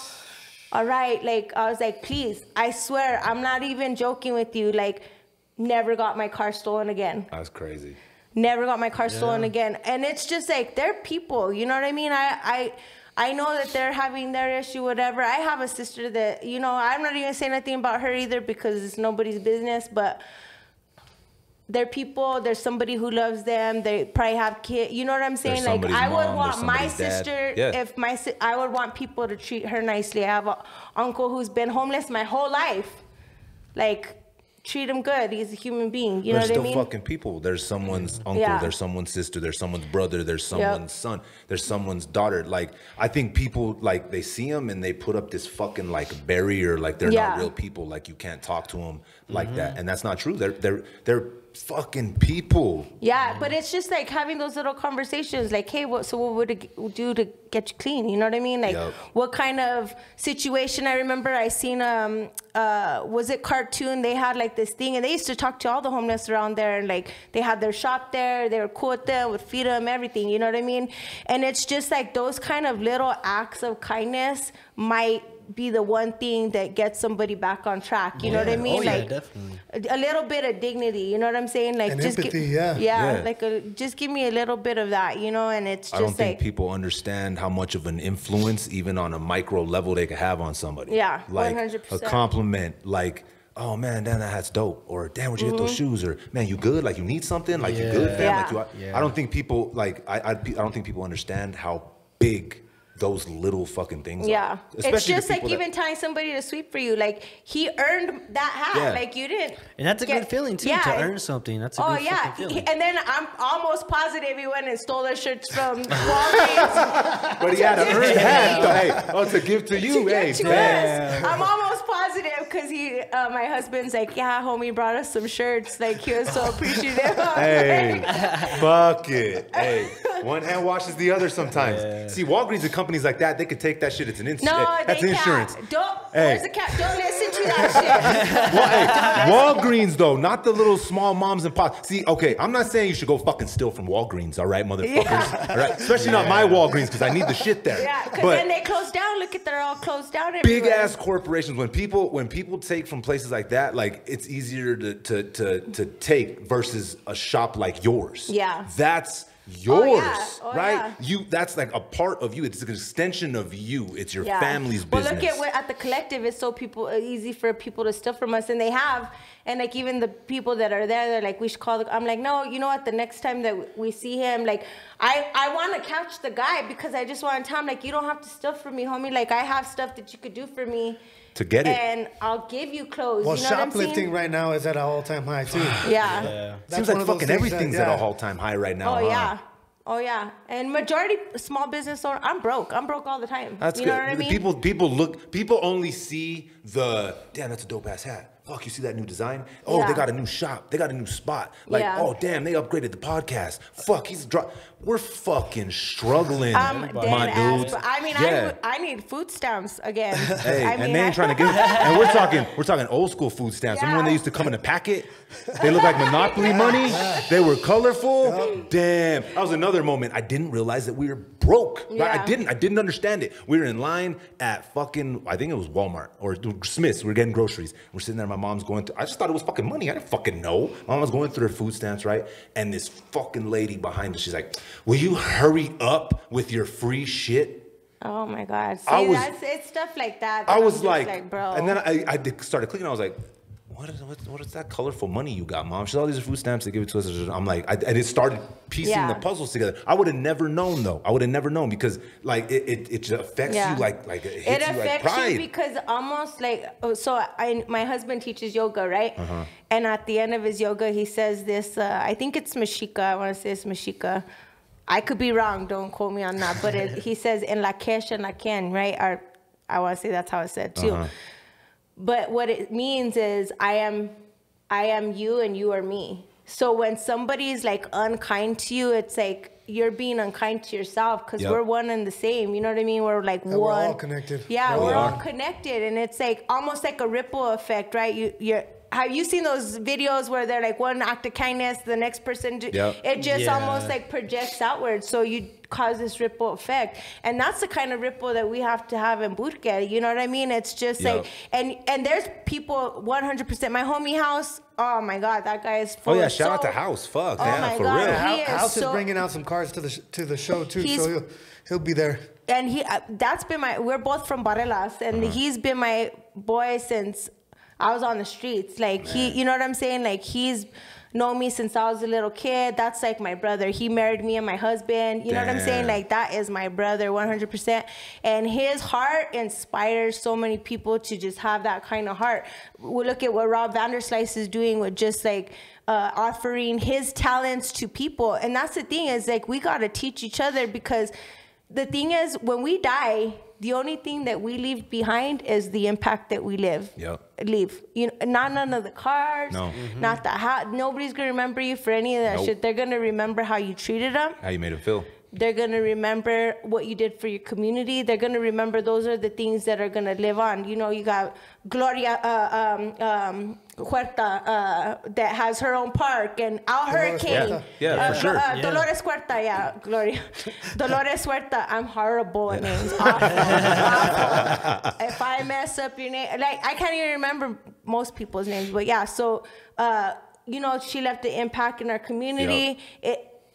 Al Hurricane has the whole freaking why? Because he left an impact in New Mexican music and how he made people feel. You know what I'm saying? Just over generations. Yes. We're talking fucking years and years. 100%. So it's like those are the things that we should live for. But Is like if you think about that, that's what we are now. We're that next generation of Yeah. That trips me the leaders, fuck out when you of say that, leaders. because Yeah. it's fucking and true. It's true. and we need Yeah. to rise up, and that's what I'm trying to do with this event, is actually to like start a movement for change. Yeah. Like we need to be united. That's why it's called Burque Unite. Yeah. Because we all need to unite and start Yes. this movement together, because gentrification is going to come. Things are like I'm glad that you talked about being creative, because like the art community, the art world, the artists, it's coming in and it's getting gentrified. We need to keep our culture alive. And we need to help the negative things about our culture, because I mean, yeah. Well, you got to turn down, like, me and Crystalynn talked about this, like a year ago. Crazy.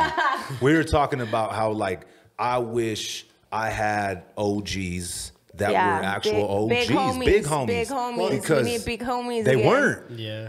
A lot of mine what's weren't. crazy? It's funny. I was walking, because I live downtown, and I was walking, and you know, everybody's cruising on Sunday or whatever, and this homeless dude's like trying to throw up a old pair of shoes on the wire and shit.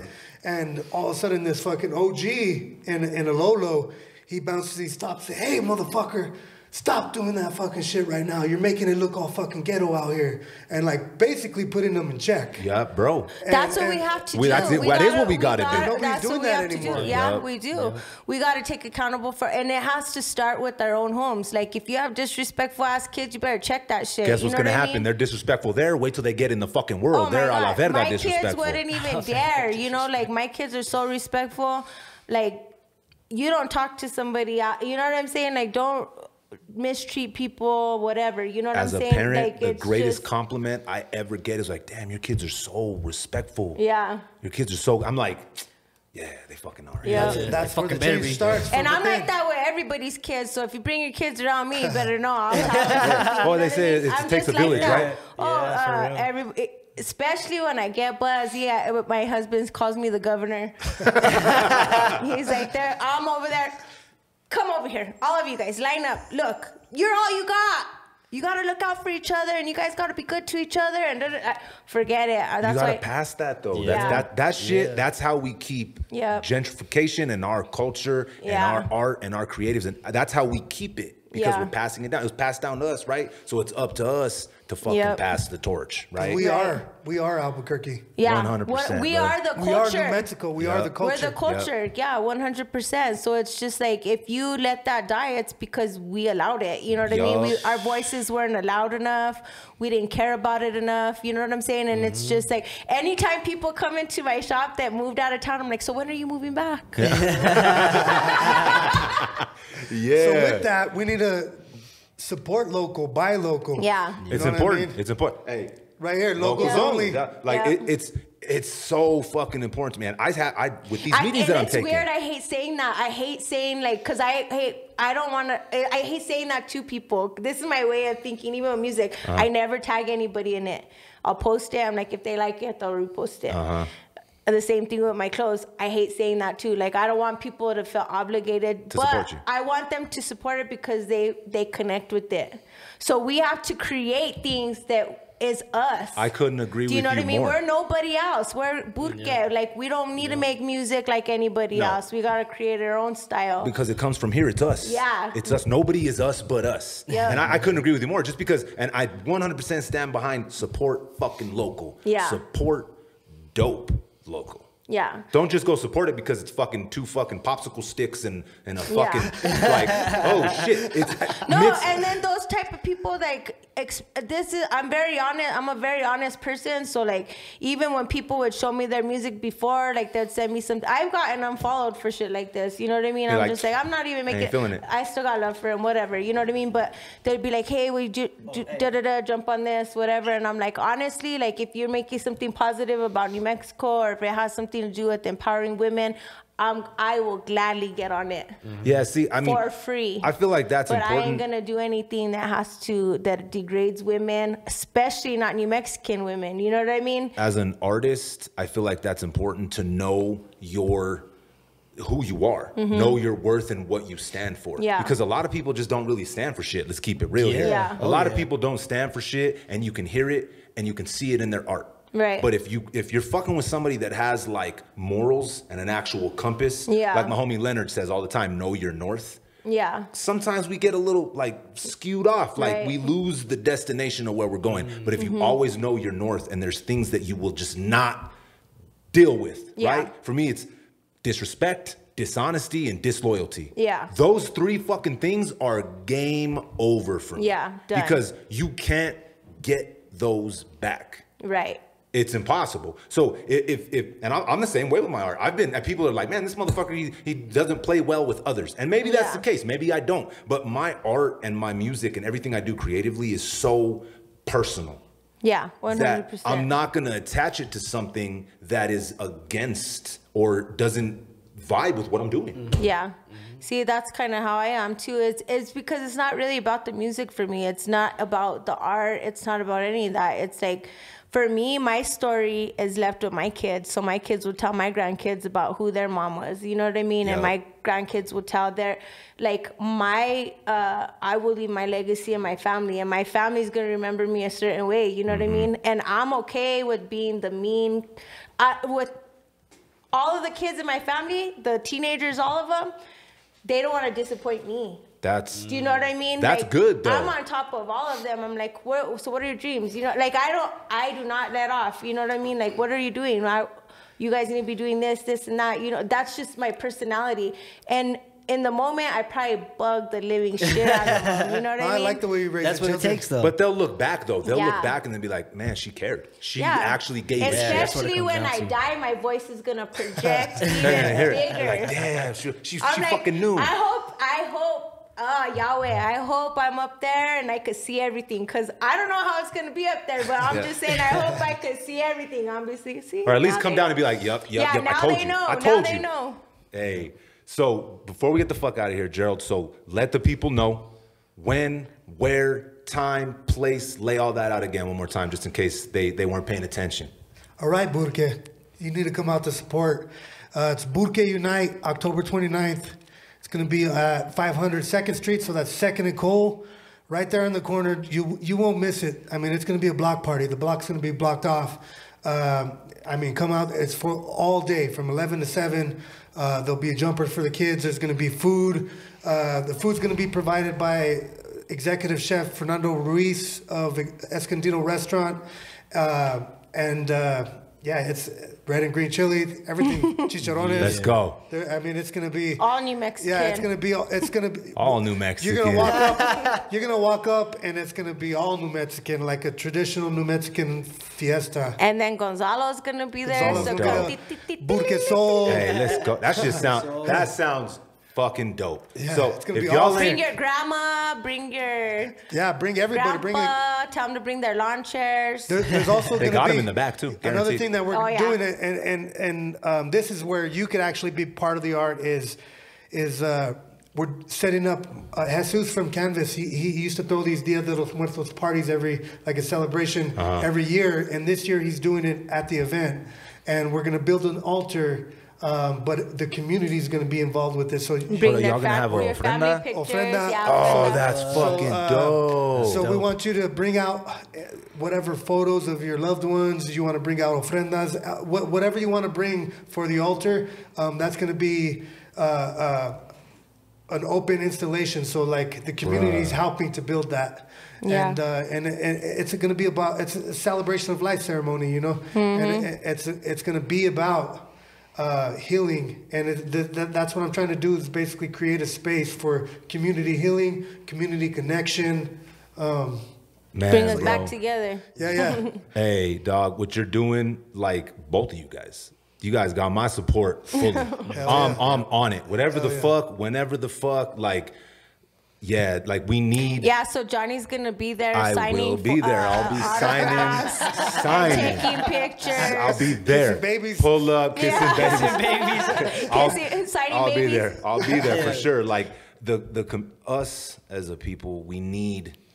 What you said hit, dog. That shit like resonated with me, dog. We are them now. Yeah. It's up to us to carry on tradition. Yeah, and 100%. Fuck, I'm going to. I'm gonna stand my ground. We gotta do it. I feel like we have to just like really bring out that positivity, though. You know what I mean? Yeah, doing it with grace is important. Yeah, and I think that one of the ways that I'm attempting to do it is to do it with art, like bringing people together through art, kind of more of a subtle way of bringing these core serious issues to the forefront without like, because like, you know, that Stop the Violence speech that I did, nobody showed up because it was just like stop the violence, and it was just like harsh in your face. Nobody wants to like or go to a memorial. They want, you know, so this is because it makes them have to feel something. That's why, and we should be at stuff like that. Absolutely, we should be outraged anytime a kid here in Albuquerque gets killed, every single or in one New of us Mexico. Should be. We should be out there. Like we would be out there if it was our kids. So we got to start, go back to that saying that my husband says at the end of yoga. And la Kesh and la Ken, like those are our kids. Yeah. Those are our kids. Those Burqueño kids are our kids. You know what I mean? And you or me. Yes. Yeah. And it's fucking up to us. We got the loudest fucking speakers. We got the loudest mics in the room right now. Straight up. We got the loudest mics in the room, no pun intended, or pun intended, however the fuck you want to take it. And to the day I go, I'll tell you that, I'm going to fucking scream it. Yeah. They ain't going to stand in my way. I'm going to stand my ground. Yep. And I'm going to make sure that it don't go nowhere. Yeah. That's that's me too. And like I said, with both y'all, whatever the fuck, whenever the fuck, let's start a movement. Burque Unite. Let's go. Burque Unite. So on that note, episode fucking 20 in the new spot. You think you're all better than fuck now with a new spot, Jay, or what? Just a little bit. Fuck, bro. This is new phone who this vibes. Yeah, right. New phone who this, oh shit. Hey. New stew who you. New stew who you. Hey, on that note, until next time, respect, connect. Arriba, Nuevo Mexico.